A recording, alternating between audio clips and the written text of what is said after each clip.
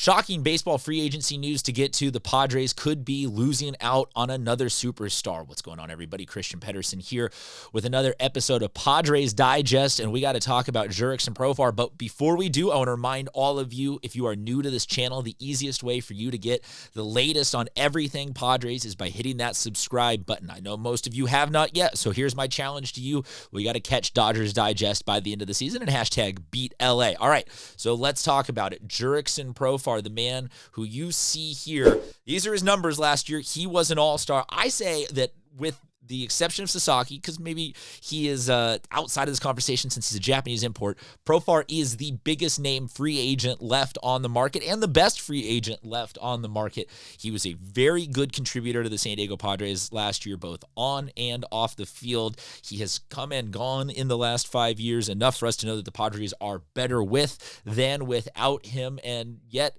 Padres have not done anything to lock this man up yet. So let's talk about it. The Padres, as of right now, have said that they are interested in him, that they have talked to him, that they want him back.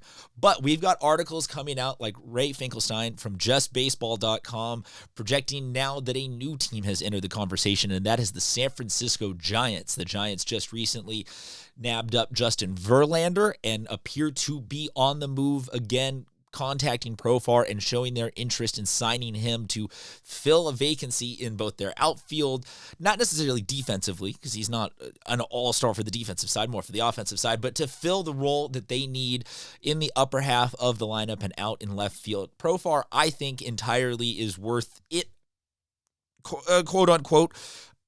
He is not a $200 million over 5 years, pump an infinite amount of money into him. Look, he's on the wrong side of 30 to be demanding a maxed out contract. He is an all-star in a contract year, so he has a unique amount of leverage compared to most negotiating that he has done or that most people do in their careers. He's at his best in an unrestricted free agency year. But the Padres, I think, also are in a precarious position that you can only let so many negatives happen in an offseason before you start to wonder what really is going on. And right now, negatives I'm talking about are we have lost out on the bidding for several other all-star type caliber players and are looking at losing out now on literally one of our all-stars if we let Profar go. Profar, man, it's hard for me to say market value because it's not my money that I'm playing with here. This is, in MLB The Show, you just keep throwing cash at it until either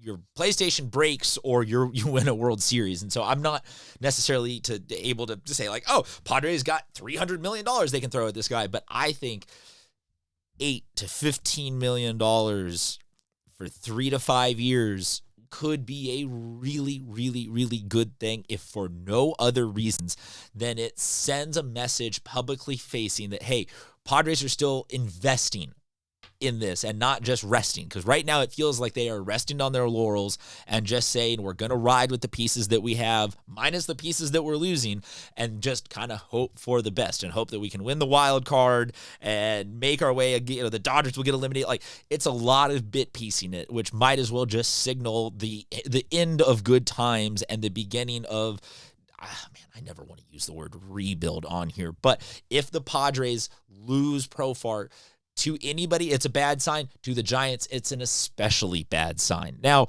you go through Finkelstein's list, and he's hedging a lot of bets, and he's gotten some wrong, including where he thought Verlander was going to go. But in the first place, if the Padres had these guys locked up, we wouldn't be here talking again about the rumor mill. So the more I hear about Profar being talked to and connected with other teams, the more my level of concern grows.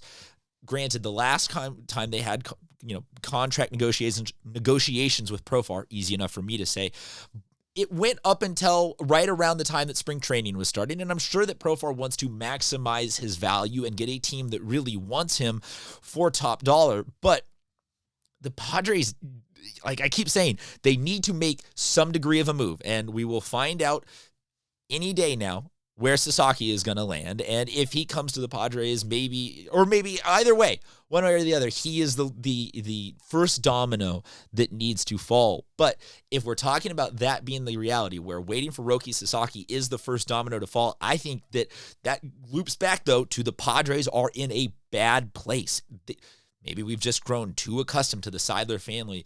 300 for Manny, 400 for Tatis, this, that, there. But they avoid arbitration with Arraez and Cease, which to me means they've got some degree of spending capital, but they don't have all of it, or they're just disconnected on players like Profar, who have shown the off-field intangible addition that they have to the team is a net positive. So I am saying that we need this guy back right here very, very badly. This needs to be the Padres' man, I kind of want to say the number one focus of bringing this guy back, even over Sasaki, because I like offense more than pitching. I never will be convinced that we have anybody left in baseball who's going to be a 300 career wins, 250 inning workhorse, Roy Halladay, Verlander of 15 years ago type guy. Like, I just don't think those starting pitchers exist in the current generation. So I don't want to bank on any one starting pitcher being our guy versus a guy who's going to play 150 of the regular season games and contribute over the entire course of the season the way that Profar did. But we want to hear from you guys also. Drop a comment. Do you think that the Padres should just let him go? Do you think that this is all just smoke and mirrors for negotiating and that he's coming back? What do you think the price tag should or could be for Jurickson Profar? And as we said at the top, make sure you subscribe to the channel so we can bring you all things Padres. Talk to you guys soon.